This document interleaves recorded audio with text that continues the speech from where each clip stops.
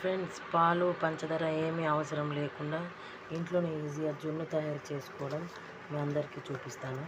ఇలా ముందుగా కామధేను ఈ పౌడర్ని ఇలా ఒక చిన్న బౌల్లో మనం దేంట్లో అయితే ప్రిపేర్ చేసుకోవాలనుకుంటున్నామో దాంట్లో వేసుకోవాలి.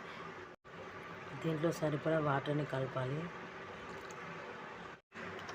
మంచిగా ఇలా వాటర్ పోసుకొని మంచిగా ఇలా కలుపుకోవాలి. ఉండలేమీ లేకుండా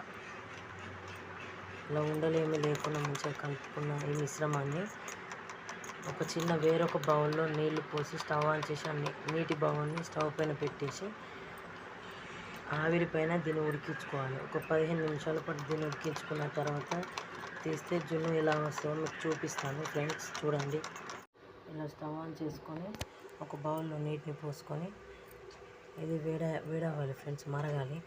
ఈ నీరు మరిగిన తర్వాత మనం కలుపుకున్న ఈ మిశ్రమం ఉంది కదా, ఈ మిశ్రమాన్ని అందులో పెట్టి ఒక 15 నిమిషాలు ఉడికించిన తర్వాత నేను మీకు చూపిస్తాను ఫ్రెండ్స్.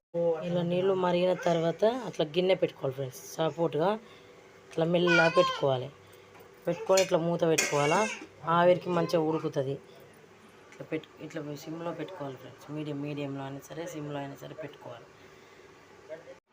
స్టవ్ ఆఫ్ చేసి ఇలా నైఫ్ గుచ్చి చూస్తే ఏం అంటుకోలేదు.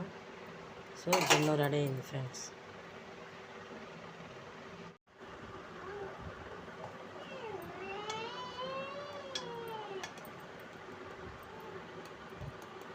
ఇలా పీసెస్గా కట్ చేసుకొని తింటే చాలా బాగుంటుంది ఫ్రెండ్స్, చాలా బాగుంటుంది.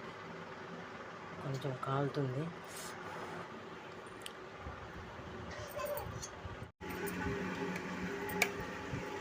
ఎట్లున్నాయి చెప్పు? బాగుందా? బాగుంది, అమృతం.